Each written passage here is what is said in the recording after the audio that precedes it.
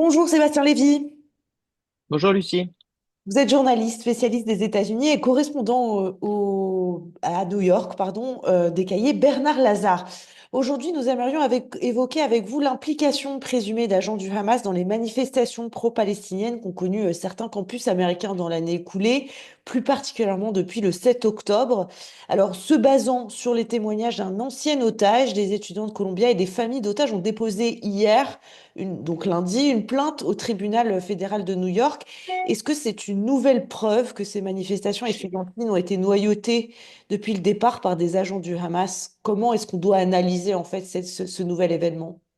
Alors, je pense d'abord qu'il faut être extrêmement prudent par rapport à cette information qui, si elle était avérée, serait d'une gravité immense. Moi, je veux dire, là, on parlerait vraiment de collusion, de coordination, non pas simplement d'un simple soutien, aussi horrible soit-il, au Hamas, mais carrément d'une collusion. Donc, si jamais ces accusations sont prouvées, ça serait extrêmement grave. Donc, ce qu'on sait, c'est que il semble, en tous les cas, ce qui étaye évidemment cette accusation, c'est qu'il semble que le compte Instagram de Students for Justice in Palestine, donc SJP, qui est le principal groupe qui coordonne les activités pro-palestiniennes et anti-israéliennes sur les campus américains, il semble qu'ils aient réactivé leur compte Instagram 3 ou 4 minutes avant l'attaque du 7 octobre et qu'ils donc ils auraient été prévenus. Encore une fois, il faut pas tout extrapoler et tout interpréter, mais si c'est le cas, ça serait extrêmement grave. Il semble également qu'il y ait eu de la communication de matériel des rédigés par le Hamas à destination de SJP et d'autres mouvements qui ont en fait été utilisés dès le 8 octobre pour défendre la cause palestinienne. Et je le mets vraiment avec des guillemets parce que la cause palestinienne n'est pas évidemment réductible à l'attaque épouvantable du 7 octobre. Mais il semble donc qu'il y ait une certaine coordination là-dessus. Encore une fois, il faut être extrêmement prudent parce que si c'est avéré, cela change évidemment la donne sur la façon de voir ce qui s'est passé sur les campus. Alors, il y a plusieurs organisations qui sont visées par cette plainte, hein. Vous en avez cité une. Est-ce qu'elles étaient déjà dans le collimateur, si je puis dire, de la justice américaine avant ces nouvelles révélations d'hier? Elles sont dans le collimateur, en particulier depuis l'arrivée de Trump au pouvoir. Et il faut reconnaître là que pour le coup, il y a une réaction. Alors on peut y revenir après, peut-être une surréaction de l'administration Trump, mais qui fait suite aussi, et il faut l'admettre, à une sous-réaction de l'administration Biden avant, qui a mis beaucoup de temps à se rendre compte en fait de la menace. Ce n'était pas uniquement du soutien à la cause palestinienne, il y avait des menaces, il y avait des choses bien plus graves pour les étudiants juifs sur les campus. C'est vrai que les démocrates ont mis du temps à prendre la mesure de ça, et ça a joué sans doute d'ailleurs dans l'élection. Ça a été un thème important dans l'élection qui a pu montrer à beaucoup d'électeurs en disant que les démocrates sont un petit peu trop laxistes sur ce sujet. Ça a été un sujet très important. Et j'insiste pourquoi je parle de la campagne présidentielle, parce que c'est un sujet politique pour les républicains, mais ce n'est pas parce que c'est un sujet politique qu'il est dénué de fondement. Et donc, ce qui se passe aujourd'hui, c'est que Trump, en fait, et son administration essayent d'utiliser les dérives absolument inacceptables de certains mouvements pro-palestiniens pour faire plusieurs choses. Délégitimer la cause palestinienne en général, notamment le discours pro-palestinien sur les campus, qui n'est pas encore une fois qu'un discours pro-Hamas et radicalement anti-israélien et encore moins antisémite. Et puis c'est aussi un moyen pour lui, par capillarité d'une certaine façon, de s'en prendre plus généralement aux grandes institutions éducatives de la côte Est, notamment Columbia, qui a été un peu le foyer de cette Mhm. contestation. Donc, d'une certaine façon, utiliser, exploiter la faiblesse de la réaction démocrate et un certain nombre d'excès d'un certain nombre de ces associations pour délégitimer toute une cause et délégitimer tout le discours et toute l'éducation supérieure et la liberté académique. Donc, on est là dans quelque chose où, encore une fois, il y a un fondement à la réaction de l'administration Trump, mais il y a sans doute aujourd'hui une surréaction et une exploitation de ce sujet. Et si on parle de la réaction des autorités universitaires, par exemple de Columbia et de Pennsylvanie, qui sont deux campus qui ont été concernés par ces accusations, en tout cas, est-ce que vous pensez que c'est suffisant, la réaction? Par exemple, l'Université de Pennsylvanie a licencié un de ses professeurs pour avoir tenu des propos à caractère antisémite. Est-ce qu'ils prennent l'ampleur, en fait, de la chose? Ils prennent l'ampleur, mais là encore, c'est très intéressant ce qui se passe, c'est que la réaction, un petit peu comme celle du Parti démocrate, de ces grandes universités, elle a été ce qu'on dit aux États-Unis, too little, too late, c'est-à-dire c'est un peu trop tard et c'est un peu trop faible. Et le problème, c'est qu'il y a tendance aujourd'hui peut-être à une surréaction qui est possible, mais elle fait suite à une incapacité de ces institutions universitaires à prendre la mesure de ce qui se passait. On se souvient notamment de l'audition d'un certain nombre de trois présidents d'université. Alors, je crois que c'était Penn, non pas Columbia, enfin, il y avait deux autres, pardon, Harvard. je les ai plus en tête. Harvard, vous avez raison. Columbia a été interrogé plus tard.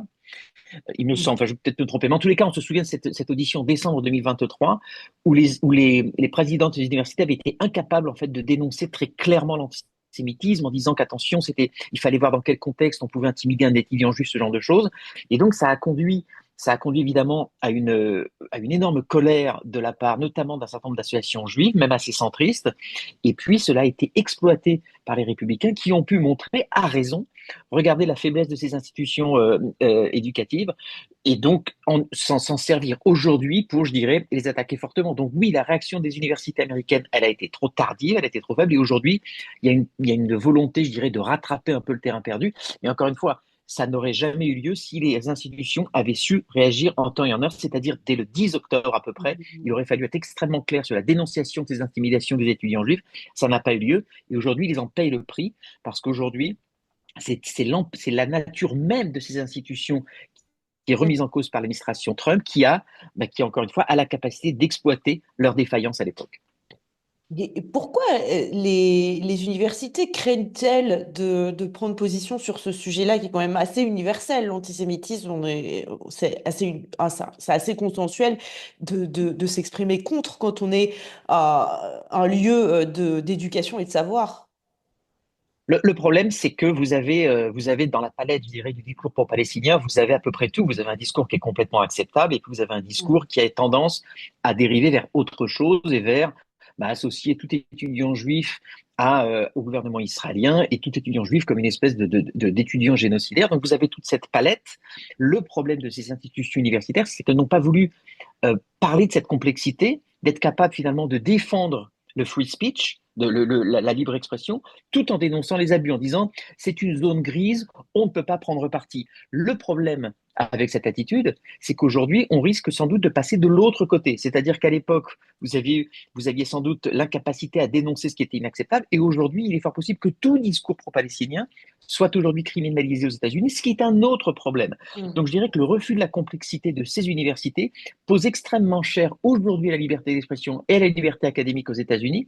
Donc c'est extrêmement grave en fait ce qui se passe. Ce refus de la complexité, ce refus sans doute de se mettre à dos un certain nombre d'associations étudiantes ou d'être accusé d'être contre la liberté d'expression est une erreur manifeste des universités parce qu'il était tout à fait possible à l'époque de dénoncer très fortement l'antisémitisme sans dénoncer la liberté d'expression et de montrer que vous aviez des choses acceptables et d'autres qui n'étaient pas acceptables.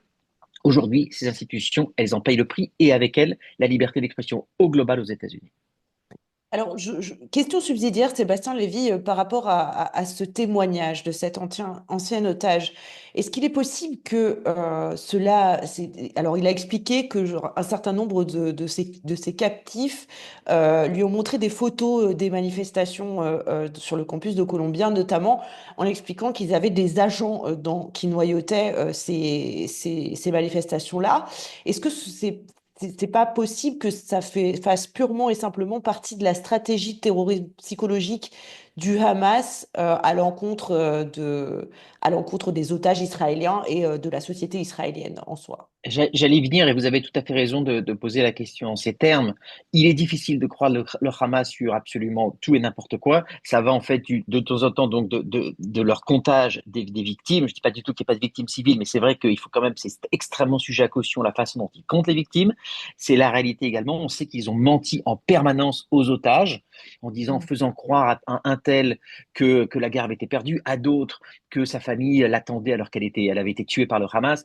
Donc je pense qu'il faut se méfier là-dessus. Il y a sans doute une part de manipulation, mais ça n'empêche pas qu'il faut évidemment creuser. Et je pense que sans doute les enquêteurs vont sans doute rentrer pour essayer de comprendre ce qui s'est passé, pour essayer de démêler le vrai du faux. Parce qu'encore une fois, si c'est vrai, si vous avez un degré de coordination entre certaines associations qui seraient éventuellement infiltrées par des agents du Hamas, il faudra évidemment aller au bout. Encore une fois, nous n'avons pas d'éléments pour l'instant, mais ça vaut le coup évidemment de creuser ça parce que si c'est le cas, c'est extrêmement grave.